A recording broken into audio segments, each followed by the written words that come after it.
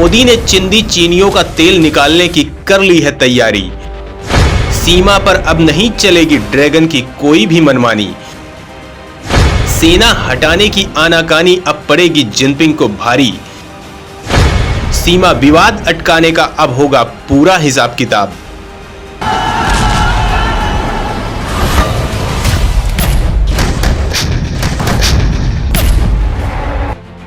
दोस्तों, चिंदी चीन अपनी हरकतों से बाज नहीं आ रहा है। एक बार फिर वो सीमा विवाद के नाम पर दुनिया को बरगला रहा है, झूठा प्रोपेगेंडा फैला रहा है। लेकिन वो ये नहीं जान रहा है कि भारत उसका बाप है, जो जैसे को तैसा जवाब देना जानता है। लिहाजा अब बारी हिंदुस्तान की है, जिसके वार से ड्रैगन का बचना नामुमकिन है। ड्रैगन भी जानता है कि जब मोदी चाल चलते हैं तो अच्छे अच्छों के पांव उखड़ जाते हैं, उनकी खाट खड़ी हो जाती है, तो फिर उसकी बिसात ही क्या है। जब अमेरिका ने मोदी के आगे घुटने टेक दिए तो फिर चीन किस बला का नाम है। उसकी तो मोदी ऐसी बैंड बजाएंगे कि वो नाचना ही भूल जाएगा।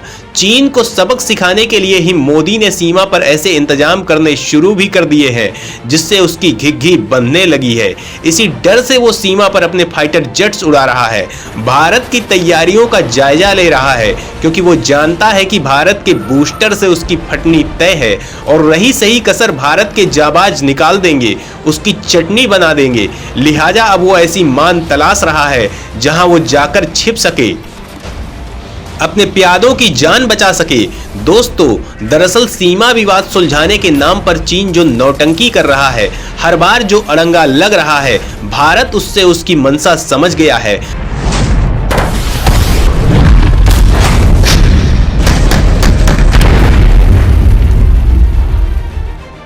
16वें दौर की बातचीत में भी जब उसने यही खेला खेलने की कोशिश की, तो भारत जान गया कि ड्रैगन इस मुद्दे को सुलझाने के बजाय उलझाए रखना चाहता है। लिहाजा अब भारत भी अपनी रणनीति बदल रहा है, चीन की चाल के हिसाब से अपनी बिसात बिछा रहा है। सीमा पर कुछ ऐसा इंतजाम कर रहा है कि न चाहते हुए भी जिनपिंग को झक मारकर अपनी सेना वहां से हटानी होगी। और अगर उसने ऐसा नहीं किया तो फिर उसका वो हस्त्र होगा जिसकी उसने कभी कल्पना भी नहीं की होगी।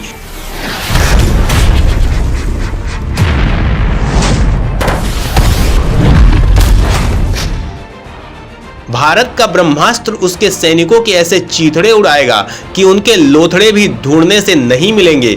मतलब चीन की दुर्दशा होने वाली है और पाक की हालत बिगड़ने वाली है, क्योंकि अब्बा जान गए तो फिर बेटे जान का कोई रखवाला ही नहीं बचेगा। और उनकी खुद की इतनी बिसात है नहीं कि वो हिंदुस्तान के शेरों का मुकाबला कर सके। वैसे भी पाकिस्तान गीदड़ है, और गीदड़ तो केवल दहाड़ने भर से मर जाते हैं, उसके साथ युद्ध करने की तो नौबत ही नहीं आती है।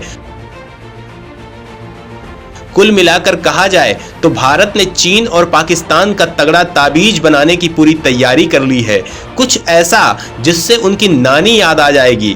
मतलब साफ है, आज का ये वीडियो काफी रोमांचकारी होने वाला है, क्योंकि इस वीडियो में हमारे दुश्मनों के शेखी बघाड़ने की पूरी कलई खुल जाएगी और पैजामे का नाड़ा ऐसा ढीला हो जाएगा कि उनकी सारी इज्जत सरे बाजार उतर जाएगी। तो चलिए शुरू करते हैं।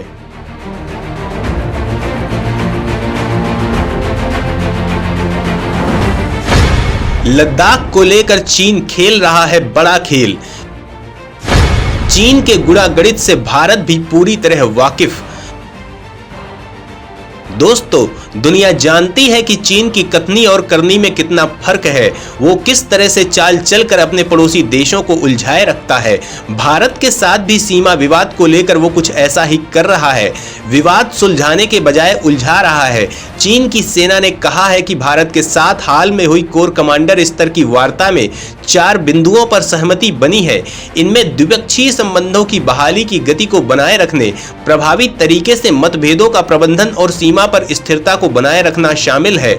दोस्तों, भारत और चीन पूर्वी लद्दाख में जारी गतिरोध पर 17 जुलाई को मीटिंग हुई थी, लेकिन 16वें दौर की वार्ता के बाद भी दोनों गतिरोध के बाकी बिंदुओं को सुलझाने में असफल रहे। हालांकि जल्द ही दोनों तरफ से स्वीकार्य समाधान तक पहुंचने के लिए संवाद जारी रखने पर सहमति बनी है। वार्ता के एक दिन बाद दोनों पक्षों ने एक संयुक्त बयान में दोहराया कि लंबित मुद्दों के समाधान से इलाके में वास्तविक नियंत्रण रेखा पर शांति बहाल करने में मदद मिलेगी और इससे द्विपक्षीय संबंधों में प्रगति होगी। सूत्रों ने बताया कि वार्ता के दौरान भारत ने इलाके में गतिरोध के सभी बिंदुओं से सैनिकों को जल्द से जल्द पीछे ले जाने और अप्रैल 2020 से पहले की स्थिति बहाल करने पर जोर दिया। भारत चीन के बीच कोर कमांडर स्तर के 16वें दौर की वार्ता पर टिप्पणी करते हुए चीन के राष्ट्रीय रक्षा मंत्रालय के प्रवक्ता वरिष्ठ कर्नल वू कियान ने कहा कि दोनों पक्षों ने सकारात्मक और आगे बढ़ने के लिए मुद्दों पर चर्चा की और 4 बिंदुओं पर सहमति बनी है। पहला, राजनीतिक निर्देशन का पालन करना और दोनों देशों के नेताओं के बीच बनी अहम सहमति को गंभीरतापूर्वक लागू करना शामिल है। दूसरा, पूरी स्थिति पर ध्यान केंद्रित करना और द्विपक्षीय संबंधों की गति बनाए रखना। तीसरा, प्रभावी तरीके से मतभेदों का प्रबंधन और नियंत्रण करना, समस्या का समाधान होने तक सीमावर्ती इलाके में सुरक्षा और स्थिरता को कायम रखना। चौथा, दोनों पक्षों के बीच संवाद बनाए रखने पर सहमति बनी है ताकि जल्द दोनों पक्ष स्वीकार्य समाधान तक पहुंच सके। दोस्तों, बता दूं कि पूर्वी लद्दाख में अप्रैल 2020 के बाद चीन के साथ गतिरोध शुरू हुआ था। इसके बाद गलवान में 15 जून को भारत और चीन के सैनिकों के बीच हिंसक झड़प हुई थी। इसमें भारत के 20 जवान शहीद हो गए थे। चीन को भी इस झड़प में भारी नुकसान हुआ था। हालांकि काफी दिन बाद चीन ने 4 सैनिकों के मारे जाने की बात स्वीकार की है। इस हिंसक झड़प के बाद से पूर्वी लद्दाख में सीमा पर दोनों देशों ने जवानों की तैनाती में इजाफा किया। दोनों ओर से करीब 50-50 हजार सैनिक तैनात किए गए हैं। इसके अलावा भारी संख्या में हथियारों की भी तैनाती की गई। हालांकि कई दौर की बातचीत के बाद पिछले साल दोनों देशों ने पैंगोंग और गोगरा से अपनी सेनाओं को वापस ले लिया था।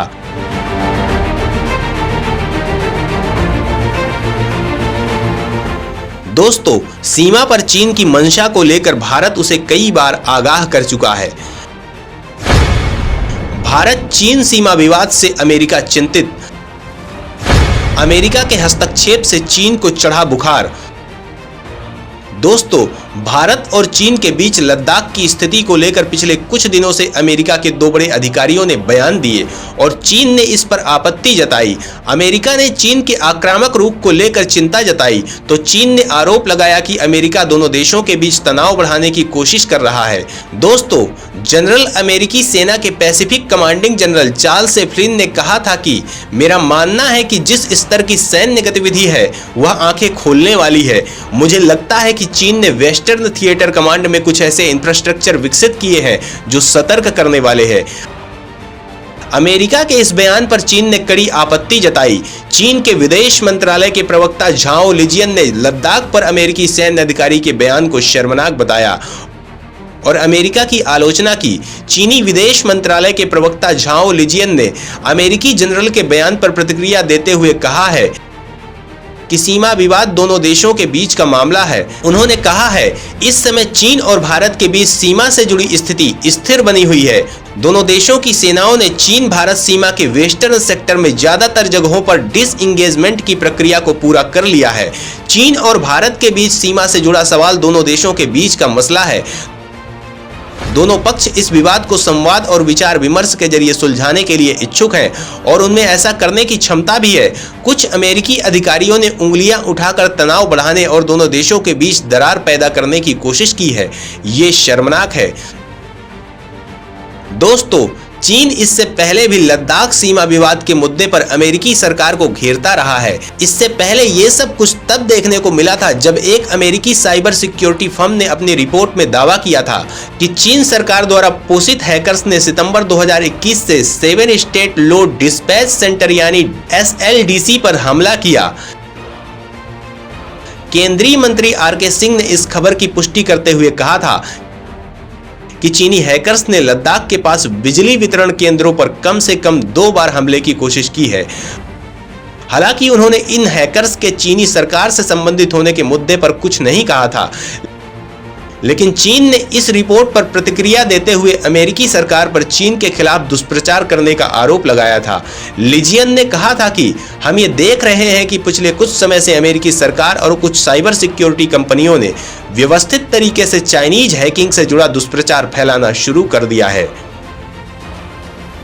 दोस्तों, यहाँ सवाल ये उठता है कि चीन ने अमेरिका पर इतना गंभीर आरोप क्यों लगाया और भारत के लिए इस बयान के क्या मतलब है। दोस्तों, चीनी मामलों के जानकार और लेखक मनोज केवलरमानी का कहना है कि भारत को जमीन पर हो रहे बदलावों पर नजर रखने की जरूरत है।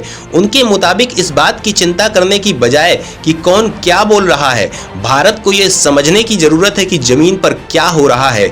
2017 के बाद से जो डेटा हम देख रहे हैं उससे पता चल रहा है कि वेस्टर्न थिएटर कमांड में पीएलए का इंफ्रास्ट्रक्चर और बेस बनने की प्रक्रिया में तेजी आई है।